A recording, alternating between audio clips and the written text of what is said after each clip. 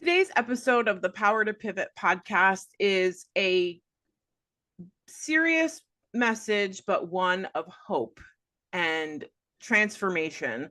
I'm joined by Cheryl Parker. She is a grief expert and she's here to talk about her story. And we're going to talk about overcoming and reclaiming your life after grief.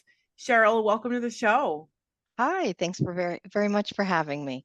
Absolutely. Tell me a little bit about you. You are the founder of My Good Grief. How did you get to this point? Yeah, well, we never get to this point without something happening, right? So for me, I was thrown into the drudges of grief when my 8-year-old daughter Rachel died. Oh, And so our family came down with a flu virus, and Rachel just wasn't recovering the same. And she ended up with a condition called ITP, where your antibodies attack the platelets instead of the virus.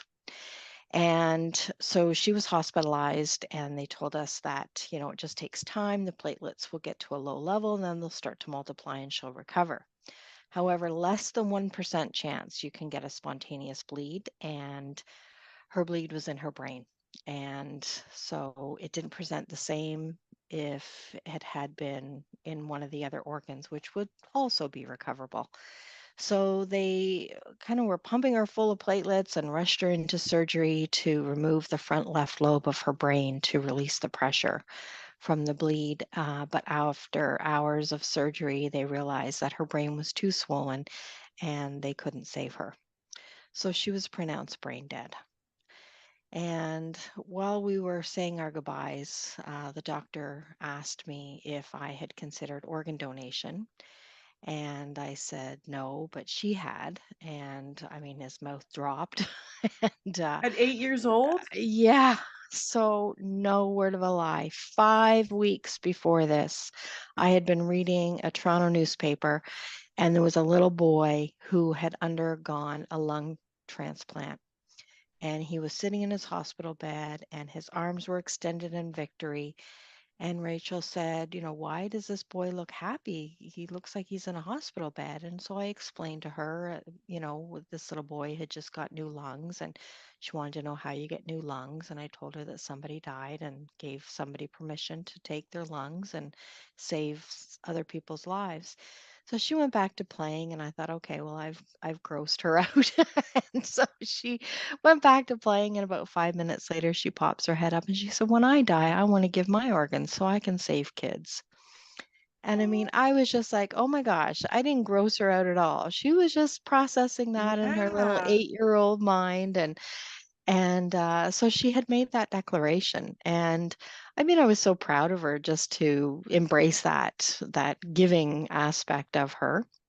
And so when faced with that question in the hospital, I I mean, for me, it's like I'm devastated. I'm like, I can't figure out how to put one foot in front of the other, but I could answer that question because she had expressed her wishes. And at the time, Don Cherry and Mike Harris were putting together the Trillium Gift of Life organization in Toronto. And so they asked me if I would speak and tell Rachel's story. And I mean, I was in the acute stages of grief, but I did several speaking engagements actually, speaking about organ donation, and I just saw how a tragic story could inspire others. And I also saw how many people out there were hurting. They would line up afterwards to talk to me and share their stories with me. And it was so moving. And I just thought, I need to move through my grief so that I can help others, because I felt like I had some kind of gift or some kind of opportunity at least, and I felt compelled to not have my daughter's death just be about a sad woman raising her 6-year-old son alone, So I just kind of made it my mission to move through my grief process, which is not easy, and it's not, a week or two, but I was just like a dog with a bone because I had a mission. I had something that I wanted to to do with this situation that I had just undergone. So I started working with clients, and they actually had me be the national spokesperson for organ donation, and I was traveling around speaking. But at the time when I was in my acute stages, I would like park my grief at the door. I'd go and speak, and then I'd go home and cry for 2 days. Oh, wow. So, I mean, I was inspired when I was talking, but I wasn't in a place yet where I could help others yet. But I was really inspired by how her story, and it kept me connected to her, telling her story. And then later on, I was able to help others walk through their grief process. That's amazing. Like, Yeah. you can really, there's a lot of power in the healing process, and we can use that to powerfully and profoundly help other people. Yes. Um, at what point did you feel like you were finally ready? Or has that moment happened? Um, yeah, that's a great question because Sick Kids Hospital in Toronto, they would have people phone me because they would want to talk to somebody, and they just saw how, I guess, in their minds, strong I was, and and inspiring. So they would have people call me. So I was already doing it just in my pain, while I was healing. But professionally, I took some workshops and some training in 2006. So it was about 5 years later, that I was able to actually start working with people. But I remember at year 4, um, kind of putting my head up and thinking, okay, I think I'm going to make it. Like, I think I'm going to be okay. And others around me were saying, oh, we always knew you would. And for me, I didn't. I did not. Like, when Mm, you're in the throes of it and you're in that darkness, and, for me, it was like fighting for my life. I mean, because the grief, I felt like it was like outside of me almost, like it was against me, and it was like taking me down and I had to fight. Like, that's how it occurred to me. But I remember somebody telling me, when you have a traumatic loss like this, it's 7 years to recover. And I thought, I will never survive 7 years of this pain. I just mm. thought, I just won't. So that's why I was like really proactive and really doing whatever I could do to heal, because I never thought that I would last 7 years. And I remember not wanting to tell my clients that either. But the thing is, it's like, yeah, if you're going to just leave your grief to its own devices, it is going to take 7 years. And some people never really like move past it. So, Mhm. and I mean, not that the grief ever ends. It certainly doesn't. I mean, I will grieve my daughter for the rest of my life. But I learned how I could get complete with the pain so that the pain wasn't running the show. Yeah. So, not that I can't stop and gaze at a picture of her and shed a tear, and not that I don't get that little knot in my stomach if I hear about one of her friends getting married, or, all those milestones that she won't experience. I mean, it's there, but it's not running the show. So Mhm. that's what was important to me. I think about that number, right? 7 years, and it's so easy to sit there and go, "Oh, no. I want it to be faster. It's gotta be faster." Yeah. There's no way. I need to heal from this now because the pain hurts Eh, so bad. that was me. Was there a moment that you like, because I love that you said like you would turn your grief off, have the conversations, and then you would go home and cry, right? Yeah. Was there a moment that you just let it all go and you could say like I had to surrender to that grief? Yes, yes, very much so. I remember I was seeing a grief counselor, and I was in a really dark place. And she said, you need to go into your room and just cry this out, like just let it in. And I broke down bawling and I said, I can't. And she said, why? I said, because, like, figuratively and literally, I would never come out. I felt like if I succumb to this, it will take me out, no doubt. And but she encouraged me, and she assured me that I would. And so I trusted her, and like literally and figuratively went into my bedroom and just closed the door and just let her rip. and and not that I didn't have moments of that, but I like just allowed myself 3 days to just do nothing but just let it in. And I'll tell you, it's not until I did that that it actually can start healing, Mm, because the pain, it it lives in the resistance. That's where the pain lives. It's the harder I fought, the more it hurt, the more it would take me down, the more I'd maybe have a nice day, and then boom, that wave would hit me and take me down again. So it was like I was in this, you know, sword fight with grief all the time, and I've always felt like it was winning. So it's so counterintuitive. It feels like, as long as you can stay above the fray, you're good.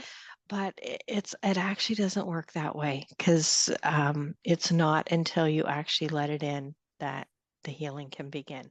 mm.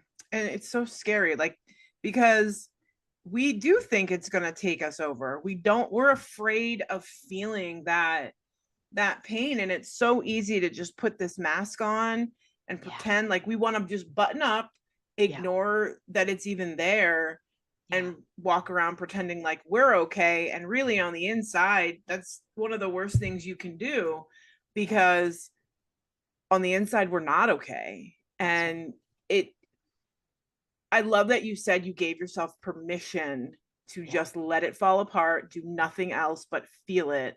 yeah. It's a brave and courageous thing to do, and many of us don't. No. And Or society doesn't give us permission. So until we give ourselves permission, nobody else will give it to us.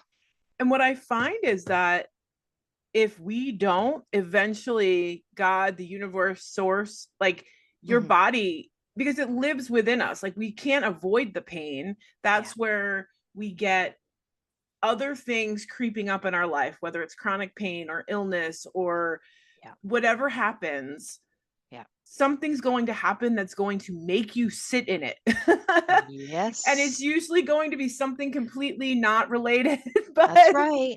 That's um right. but Yeah. it you can't avoid it. No. um so walk us through what some of the steps are after the grieving or during the grieving process. How do you get through this process? Because I listened to 7 years.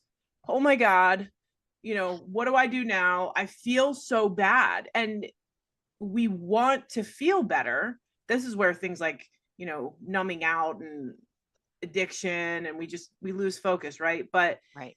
how do we focus ourselves in on these 7 steps, and what are they?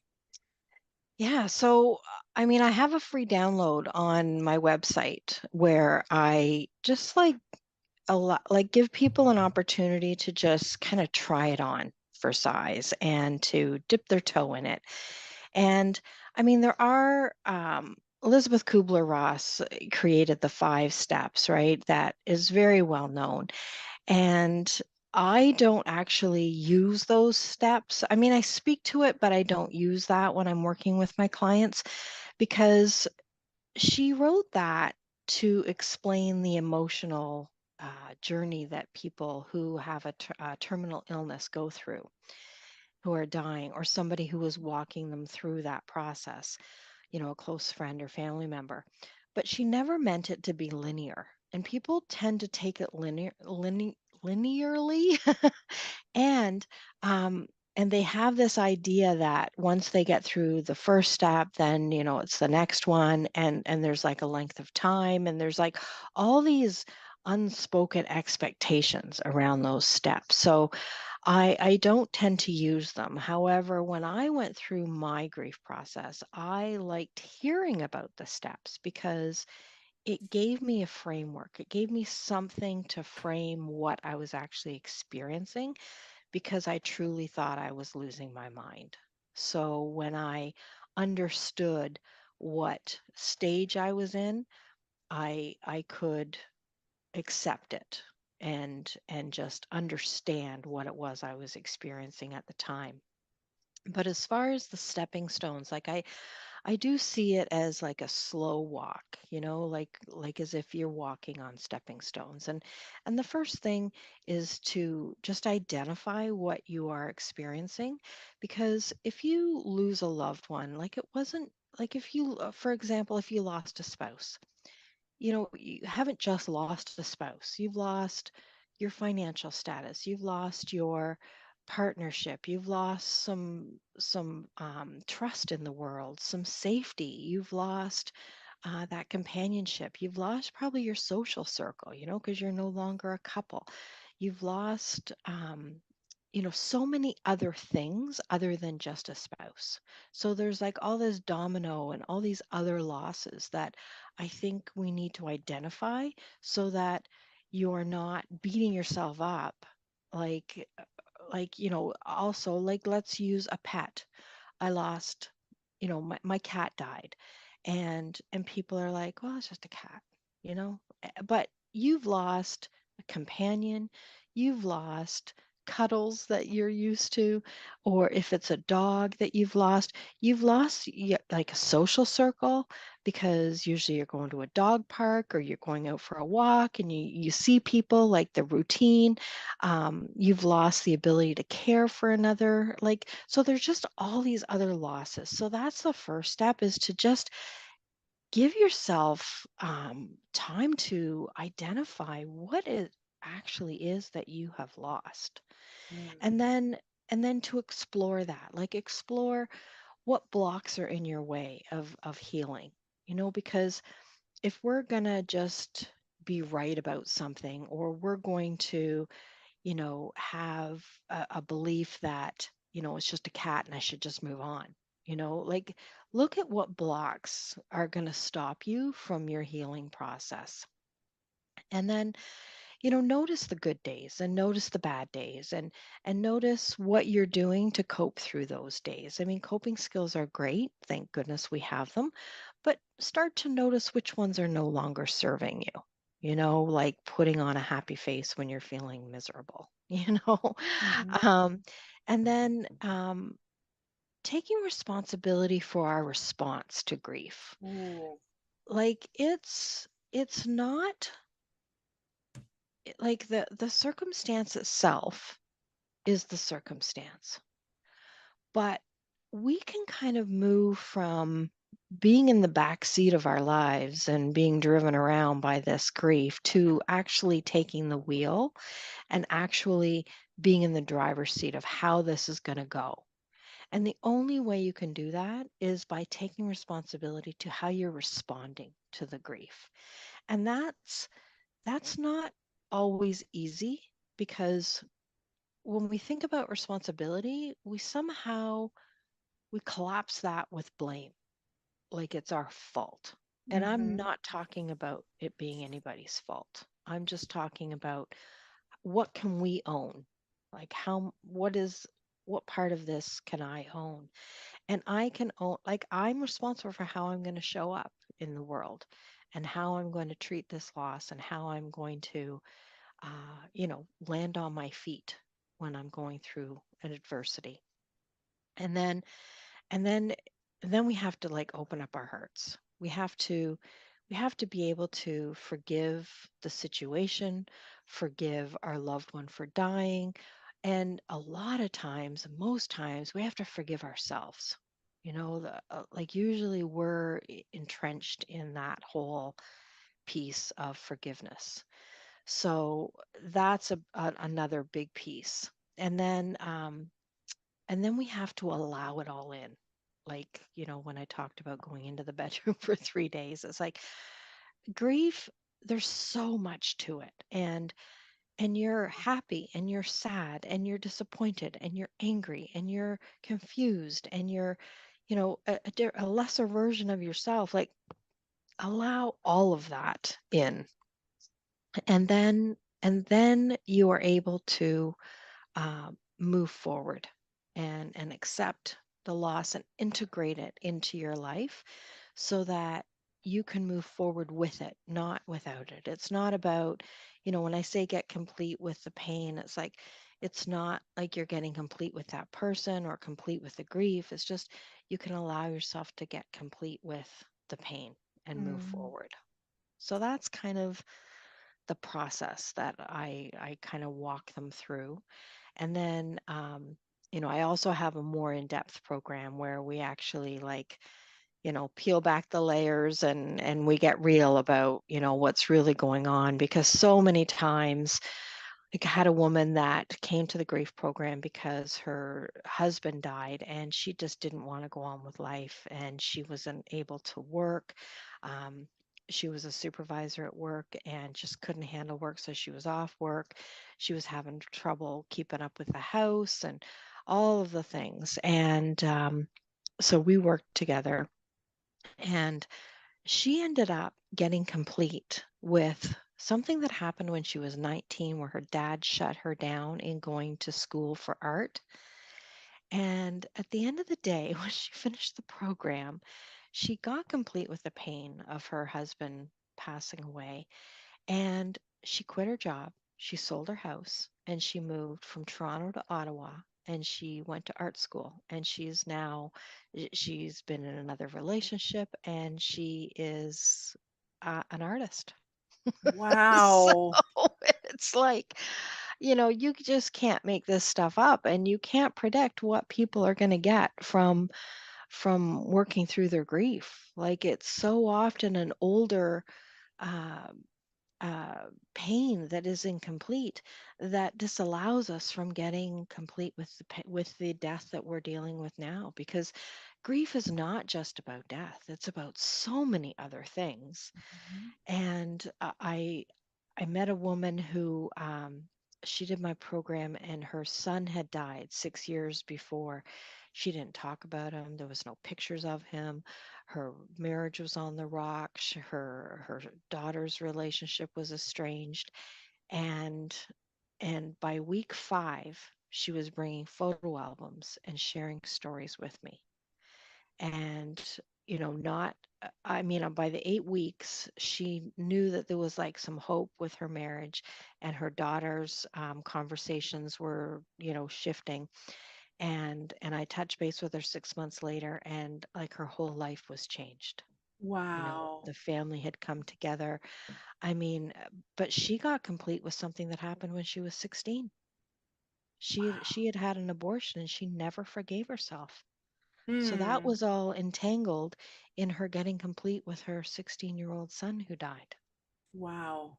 Yeah. So, That's amazing and yeah. powerful. And it's interesting to me, right, that the death, that loss of a person can be such a catalyst for healing earlier trauma.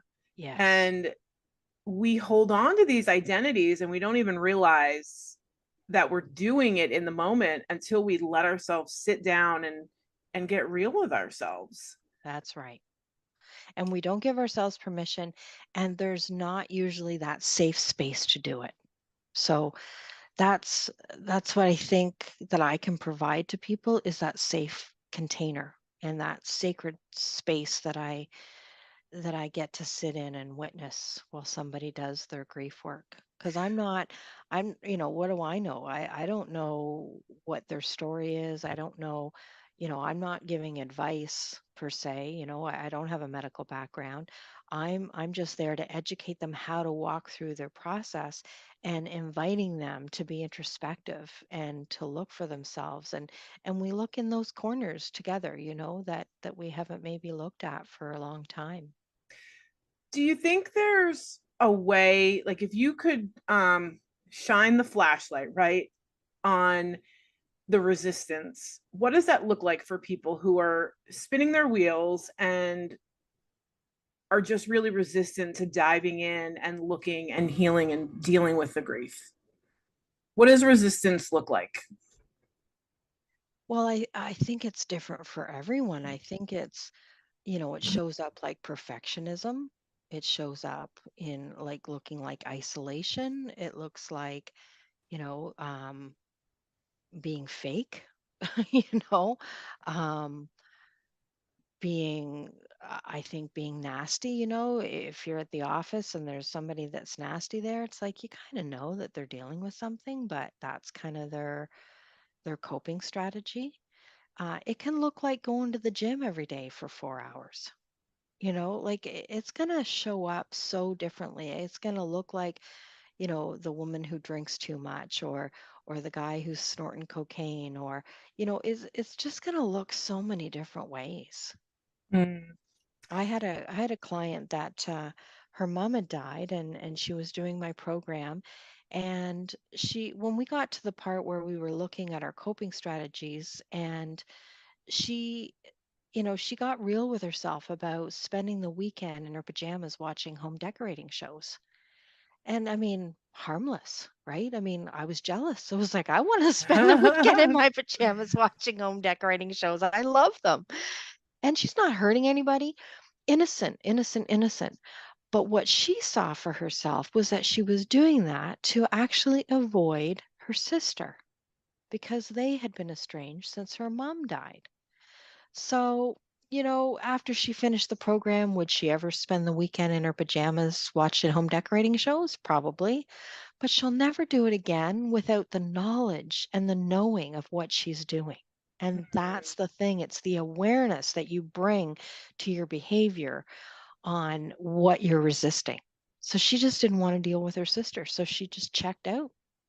And that's what people are doing with all those different coping strategies, whether it's at the gym or snorting cocaine or whatever your vice is. That's what the resistance looks like. Mm. And that often comes like we're afraid, like we just it's not doesn't feel safe, it doesn't feel right, it's very uncomfortable. Um, just important though for us to sit and have that talk with ourselves. Like we have to be real with ourselves. If we're in a place in our life where we are not fulfilled, Hmm. we got to do the deep work and figure Yeah. out why. Yeah. And that takes a lot of honesty, like radical honesty with ourselves, Yeah. and so much easier to go through when you're going through it with someone else, which is where my good grief comes in. Yeah. So tell us more about my good grief and the work you're doing, because you've kind of told us a little bit about it. Where can people find you if they're interested? What tell us about it? Sure. Well, I mean, I have an 8-week program where I, work one on one or in groups with people. And, there's the free download on the website, the 7 Stepping Stones. Some people aren't ready to work with somebody. And like you say, people are afraid. And it's kind of a hard sell. It's kind of hard sell to like, oh, come and do a program and rip your heart open and tell a stranger everything that's going on in your life. Like it's kind of a hard sell. So I tend to offer the 7 Stepping Stones because sometimes people want to work independently and just kind of try it on, and see what it's going to be like. And I offer, a half an hour consultation call so that people can kind of get to know me and talk to me and see if it's even a fit. Because not everybody is a fit for everyone, and so I want to give people an opportunity to talk to me, and I'll share a little bit about my story, and I can share about how I work, and just give them some reassurance about what it's going to be like, and and to let them know that they're in control. Like they don't have to tell me everything. It's up to them what they want to share. And I'm going to invite them to be fearless, and I'm going to invite them, and and things people end up telling me like, I've never told anybody this, and they didn't know that they were going to end up sharing that with me. But I think I do have a gift of holding the space for people so that they can feel safe enough to share stuff. And I mean, it's just a container for them to do their work. And I don't think that people automatically are ready to sign up to talk to somebody. It's like I made the workbook an interactive workbook. So, you can get that on Amazon and you can start doing your own work and, writing those questions. And then before you know it, you're doing introspective work Mm. because the questions that I ask are very thought provoking. So they have you look in those places that maybe you didn't think of before. So the workbook is also somewhere to start as well. What is the But title of the workbook? sure, My Good Grief, Healing Okay, from Loss. And got it's it. available on Amazon.ca and .com and the European Amazon sites. Amazing. Uh, Yeah. I didn't mean to interrupt you. Keep talking. Oh, that's okay. Just wanted to make sure we mentioned the title. Yeah, yeah, sure. No, I appreciate that. Yeah, so yeah, there's many different ways and I learned through my process that what had me be able to walk through these grief processes and to land on my feet. And it was really the adaptability um skills that I had. And I mean, we have those in our DNA. They're part of us. And but it's also a soft skill that can be developed. So I go into organizations and I teach adaptability skills, which, often ends up coming up that it's, related to an old grief. Mhm. So I do workshops in the workplace as well. So yeah, there's many different things, and mental health is a big part of it because it did impact my mental health. So teaching self-care strategies and how to take care of our mental health is a big part of it too. So yeah, it's a holistic program, and I feel so privileged to sit in that sacred space with people while they walk through that grief process. Oh, thank you so much for the work that you're doing. Mm, If people have questions, maybe they're curious after listening to this and they just want to dip their toe in the water, how can they mhm. find you on social? Where can we get the download? Sure, it's on my website, www.adaptdna.com. Awesome. We'll make sure that's in the show notes. Okay. Anything you want to make sure we cover before we wrap up today? Just that there's no right way to grieve. Um, and to just not put any limited expectations on yourself or any timelines or and to understand that grief is not just associated with death. Mm, That to celebrate the fact that you have come through so much, and it's often accumulated losses that can bring you to your knees, and to cut yourself some slack and to just allow yourself to not be okay sometimes, and just having the courage to say that and to set boundaries and take care of yourself. yes, so important. Um, Cheryl Parker, thank you so much for joining us today. Thank Really you. appreciate it. Everybody, make sure you connect with Cheryl. Again, we'll put all the links in the show notes. We're going to wrap up the way we do every episode. You are never stuck, you are never lost, and you are never, ever alone. At any given moment, you can use your power to pivot, make a new choice, and start again. And I will talk with everyone on the next episode.